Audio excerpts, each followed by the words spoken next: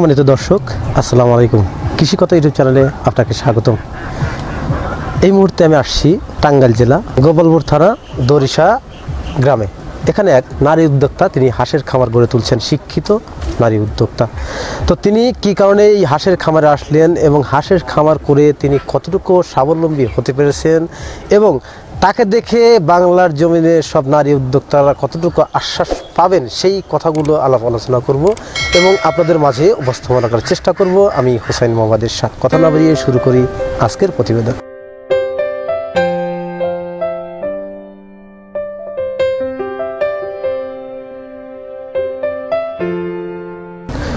সম্মানিত দর্শক, আমার সামনে সেই নতুন নারী উদ্যোক্তা দাঁড়িয়ে আছেন, যিনি হাঁস খামার করছেন। হাঁসের খামার করে আজ কতটুকু স্বাবলম্বী হতে পারছেন এবং হাঁস পালন করে তিনি কতটুকু লাভবান হতে পারছেন, সেই কথাগুলো শুনবো। আসসালামু আলাইকুম। ওয়ালাইকুম আসসালাম। ভালো আছেন? জি আলহামদুলিল্লাহ ভালো আছি। কেমন আছেন? আলহামদুলিল্লাহ, খুব ভালো লাগছে। আপনার নামটা কি জানতে পারি? আমার নাম হচ্ছে রুমি খাতুন। রুমি খাতুন। আপনার গ্রামের বাড়িটা কই? গ্রাম হচ্ছে আপনার দরিশা। দরিশা। এটা কোন জেলার মধ্যে অবস্থিত? টাঙ্গাইল জেলা গোপালপুর থানা জাওয়াল ইউনিয়ন দরিশা গ্রাম। দরিশা গ্রাম। জি। আচ্ছা, এই যে হাঁস পালন করা অভিজ্ঞতা আপনার কতদিনের বা কত বছর? আসলে এটা অভিজ্ঞতা বলতে আমি আসলে আগে জব করতাম। জব করার পরে আমি ব্রাকে ট্রেনিং ইউনিটে ছিলাম। ট্রেনিং ইউনিট থেকে আমি যে কোনো কারণে আমার ছোট বাচ্চা ছিল, চাকরি ছেড়ে দিলাম। ছেড়ে দেওয়ার পরে আপনার অবসরের জন্য যে একটা কিছু করব, করার জন্য যে আমার হাজবেন্ডের সাথে আপনার আলোচনা করে আমরা আসলে করলাম যে একটা কি খামার দেওয়ার জন্য। তখন দুজনে আলোচনার পরে বলা হলো যে একটা হাঁসের খামার করবেন। প্রথম পর্যায়ে যখন হাঁসের খামার করছেন, কতগুলো হাঁসের বাচ্চা বা বড় হাঁস দিয়ে খামারটি করছেন? আমরা আসলে একদিনের বাচ্চা আনছিলাম। একদিনের বাচ্চাটা আপনার 1045 বাচ্চা আনছিলাম। জানার পরে আপনার সেই 1045-এর মধ্যে আপনার আমাদের এখন আছে আর কি 900-র মতো। আপনার হাঁসের পালনের অভিজ্ঞতা কতদিনকার? অভিজ্ঞতা আসলে বলতে আমাদের ফার্স্ট শিক্ষকতার যোগ্যতা, আপনি লেখাপড়া কতদূর করছেন? আমি আসলে মাস্টার্স কমপ্লিট করছি পলিটিক্যাল সায়েন্সে। এটা কোন কলেজ থেকে করছেন? এটা হচ্ছে কুড়িটিয়া সাদাত কলেজ। লেখাপড়া করছেন, পাশাপাশি চাকরি করতেন। এখন চাকরিটা কোনো কারণে আর কি সেটা বাদ হওয়ার পরে আপনি খামারে আসছেন বা চাকরি থাকা অবস্থায় খামারে আসছেন, যেভাবে আসছেন আর কি। এই যে হাঁস পালন যে করছেন, এই বিগত নতুন আর কি শুরু করছেন, আপনি কি মনে করেন হাঁস পালন করে কতটুকু লাভবান হতে পারছেন বা হতে পারবেন? আসলে তো আমরা এখন বর্তমানে ফার্স্ট শুরু করছি, তো লাভবানের এটা আমরা বুঝতে পারি নাই, কিন্তু আমাদের এখন শুধু আমরা খরচ করতেছি, কিন্তু পরবর্তীতে আশাবাদী যে আমরা আসলে লাভবান হব, সে আশাবাদী আছে আর কি। বুঝতে পারছি। নতুন যারা উদ্যোগ নিচ্ছেন, আপনার মতো যারা নতুন, আমি আশা করি যে আমার মতো আরো সবাই এরকম যদি আপনার কেউ বেকার থাকে বা কারো ইচ্ছা থাকে, তবে আমার মনে হয় যে এটা করে লাভবান হতে পারবো। জি। আপনি যে হাঁসটা সংগ্রহ করছিলেন, এই কি জাতের হাঁস সংগ্রহ করছিলেন? খাকি ক্যাম্বেল হাঁস। খাকি ক্যাম্বেল হাঁসটা সংগ্রহ করছিলেন আর কি। এটা কোন উদ্দেশ্যে পালন করতেছেন আপনি? এটা উদ্দেশ্যটা হচ্ছে আসলে আমরা ডিমের জন্য না মাংসের জন্য? আমরা ডিমের জন্য করছিলাম। এই হাঁসগুলো আপনি আবদ্ধ অবস্থায় পালন করেন না বিলে পালন করেন আর কি? না, আমরা হচ্ছে বিলে পালন করি, খোলা অবস্থায় পালন করেন। এই যে হাঁসের যে খাবারগুলো দিয়ে থাকেন, এই খাবারগুলো কি খাবার আপনি দিয়ে থাকেন? এটা আমরা প্রথম অবস্থায় যখন আমরা বাচ্চা ছিল তখন আমরা ফিড দিছি, লেয়ার ফিডটা দিছি। কতদিন খাওয়াইছেন? জি, এটা খাওয়াইছি আপনার হচ্ছে 1 মাসের মতো খাওয়াইছি। হ্যাঁ, তারপর আবার আমাদের আসলে অনেক শ্রম গেছে। তারপরে আপনার ধান খাওয়াইছি। ধান সেটা আবার প্রথম অবস্থায় সিদ্ধ করে সেটা খাওয়ানো হয়েছে। এখন আমরা আবার ফিটি খাওয়াচ্ছি আর কি। জি। পাশাপাশি আমি তো আরো অনেক খাবার দিচ্ছি, যেমন মনে ভুট্টা ভাঙা টাঙ্গা দেখছি আর কি। এগুলো কি খাওয়াচ্ছেন?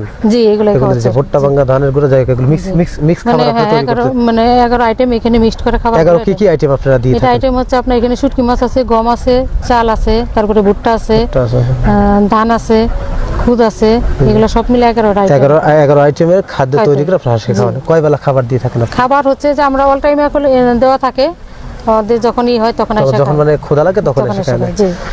সম্মানিত দর্শক, আমাদের শিক্ষিত উদ্যোক্তা, নারী উদ্যোক্তা, তার হাঁস পালন পদ্ধতিটা আসলে আপনারা দেখতে পাচ্ছেন। আমার পিছনে যে খাবারের পটগুলো দেখছেন, যেখানে খাবারগুলো দেওয়া আছে, এবং পিছনে কিন্তু অবশ্যই আপনারা খেয়াল করছেন যে পিছনে একটা বিল আছে বা বিলের মধ্যে কিছু হাঁস আছে। পাশাপাশি কিন্তু আমার বাম পাশে কিন্তু হাঁস আছে, সেখানে হাঁসগুলো ঘোরাফেরা করছে। পাশাপাশি আবার পিছনেও ক্যামেরার পিছনেও কিন্তু বিল আছে, সেখানেও হাঁসগুলো ছড়ায় পড়ছে।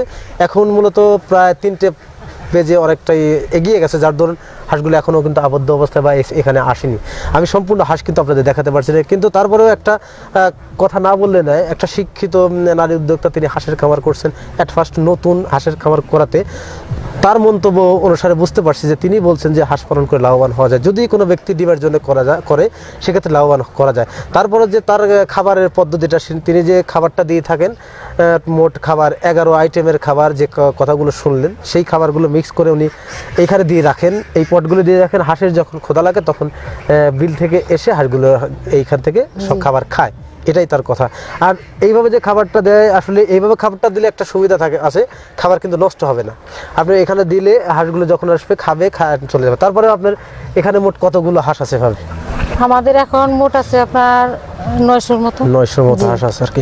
আপনি হাঁস আনছিলেন 1000 প্লাস আর কি, এখন 900 গুলো টিকছে। সব আরগুলো কি হয়েছে? আরগুলো আপনার অ্যাক্সিডেন্ট হয়েছে, যে কোনো কারণে মারা গেছে। সে ছোটবেলা থেকে এ পর্যন্ত প্রায় 100 হাঁসের মতো বা 150 হাঁসের মতো মারা গেছে আর কি। তারপরেও হাঁস পালন করে লাভবান হওয়া যায়। আপনি এ পর্যন্ত এই 900 হাঁসের বয়স মোট কত মাস? আমাদের হচ্ছে এখন 3 মাস, 3.5 মাস চলছে। 3.5 মাসের হাঁসে এখন আপনি তো অবশ্যই এগুলো তো দেখছেন যে কিভাবে আর কি, কোন পারপাসে বা কারো বুদ্ধি, যে কোনো মানুষ একটা কাজ করে অবশ্যই কারো বুদ্ধি বা কিছু দেখে কিন্তু একটা কাজে আসে। তো আপনি কার উদ্যোগে আপনি এই হাঁসের খামারে আসলেন? উদ্যোগটা আসলে হচ্ছে সম্পূর্ণ আমার হাজবেন্ডের উদ্যোগ। জি, উনি আপনার এটার উদ্যোক্তা। মনে করেন যে আমি আসলে যতটুকু না করছি তার থেকে বেশি সেই করছে, সে আপনার শ্রম সবকিছু বেশি।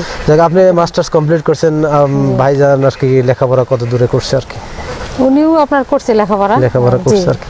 যেটাই হোক, শিক্ষা জিনিসটা সবার ভাগ্যে সমান হয় না, এটা স্বাভাবিক। তারপরে মনে করেন যে 1000 হাঁসের মধ্যে কিছু আপনার প্রোডাকশন আসতেছে আর কি, ধীরে ধীরে কিছু আসছে। কত পার্সেন্ট ডিম আসছে আপনার? কত পার্সেন্ট বলা যাবে না, এটা আপনার একবারে মানে পার্সেন্ট, কতটি ডিম আসছে আর কি? এটা মানে 11টার মতো ডিম আসছে। পার্সেন্ট এটা আসলে পার্সেন্ট এখনো তা তো 2% মতো ডিম আসছে, 10টা ডিম আসছে মোটামুটি। এই যে আপনার যে এই হাঁস 3.5 মাস আপনি ডিম কিভাবে সম্ভব আজকে আপনার হাঁসে আসলে আমি বুঝলাম না। 3.5 মাস সম্পূর্ণ হচ্ছে আসলে আমাদের শ্রমের উপরে, আর একটা হচ্ছে আপনার খাবারের উপরে, পরিপূর্ণ খাবারের কোনো আমরা গ্যাপ দিই নাই। তাদের যে আপনার যে খাবারটা আমরা পর্যাপ্ত পরিমাণ দেখতেছেন যে পর্যাপ্ত পরিমাণ খাবার দিচ্ছি আমরা, কোনো খাবারে যে তাদের ত্রুটি, সেই ত্রুটিটা আমরা কখনো রাখি না। যে না, একজন মানুষ আপনার দেখা যায় যে মানুষও বাড়ে যেমন গ্রোথের উপরে, খাবারের উপরে গ্রোথ তাদের। আমাদের হাঁস আসলে দেখে মনে হয় যে 5-6 মাস বয়স, কিন্তু আসলে 5-6 মাস বয়স না, 3.5 মাস মানে এরকম বয়স। জি। সম্মানিত দর্শক, নারী উদ্যোক্তা শিক্ষিত, তিনি যে হাঁসের খামারটি করছেন, তার হাঁসের খামার করার যে সিস্টেমটা, সে কথাগুলো আপনারা কিন্তু শুনলেন। আসলেই আর নয় 4.5 মাসে বা 5 মাসে ডিম, সঠিক পর্যালোচনা, সঠিক খাবার এবং পর্যাপ্ত পরিমাণ খাবার যদি হাঁসকে দেওয়া যায়, তাহলে 3.5 মাসেই খাকি ক্যাম্পবেল থেকে ডিম পাওয়া সম্ভব। নতুন নারী উদ্যোক্তা, তিনি হাঁসের খামারটা করছেন, তার অভিজ্ঞতা থেকে তিনি বলছেন যে 3.5 মাসেই হাঁসের ডিম আসা সম্ভব। তার কিন্তু অলরেডি আসছে 2, 4, 5, 10টা ডিম অলরেডি চলে আসছে। তিনি সেই অভিজ্ঞতার আলোকেই কিন্তু আমাদের বললেন। তিনি যে 11 আইটেমের খাবারটা দিয়ে থাকেন, সেই খাবারটার কথা কিন্তু শুনলেন, আর পিছনে কিন্তু খাবারগুলো দেওয়া আছে হাঁসের যখন প্রয়োজন। এখন হয়তো বা কিছু হাঁসের ক্ষুধা লাগছে, তারপরে দেখেন সারিবদ্ধভাবে আসতেছে, এদিকে আসতেছে আর কি। তো আমাদের দেখে হয়তো বা ওইখানে দাঁড়িয়ে আছে। তো তারপরেও যারা নারী উদ্যোক্তা বেকার বসে না থেকে আপনিও তো হাঁসের খাবার করতে পারেন। সেও একজন মানুষ, আমিও মানুষ। সে যদি পারে, আপনি কেন পারবেন না? চেষ্টা করুন। সাফল্য কিন্তু আপনি ধরা দেয় না, এটাকে অনেক কষ্ট করে ধরে আগলে রাখতে হয়, আর এটাকে রাখতে হলে অনেকটাই পরিশ্রম করতে হয়। আর সেই কঠোর পরিশ্রম যদি কোনো ব্যক্তি করে থাকে, তাহলে সাফল্য তার কাছে আপনি ধরা দেয়। তিনি কীভাবে এই হাঁসের খামারে আসলেন এবং তার হাঁসের খামার করার অভিজ্ঞতা কতটুকু, তার অভিজ্ঞতার আলোকে গুরুত্বপূর্ণ কিছু কথা জানতে পারবেন।